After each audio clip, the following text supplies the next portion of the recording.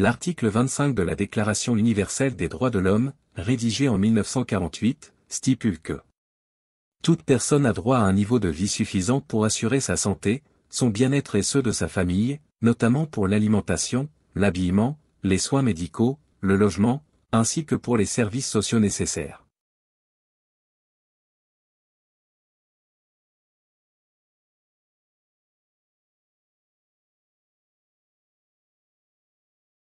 En France, aujourd'hui, 8 millions de personnes vivent avec un niveau de vie inférieur à 950 € par mois. Plus de 4 millions doivent composer avec un niveau de vie inférieur à 800 €.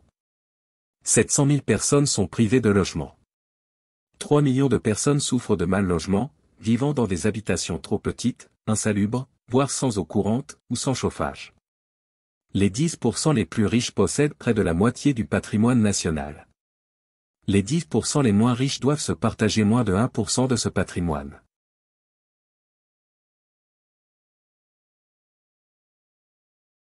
Les dispositifs existants entraînent une exclusion de droits. En effet, ils sont réservés aux plus de 25 ans. De fait, il faut s'engager dans un parcours d'insertion, ou accepter une offre d'emploi, raisonnable, en contrepartie. Le RSA socle est versé au foyer et est dégressif. Ce qui signifie qu'il n'est pas versé si un seul remplit les conditions.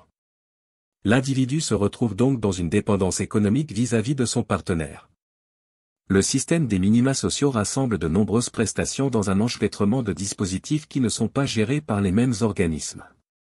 Ces derniers doivent instruire les demandes, vérifier les preuves, et contrôler les bénéficiaires, qui sont, de ce fait, stigmatisés. La main qui donne est au-dessus de celle qui reçoit. L'autonomie n'est pas l'indépendance.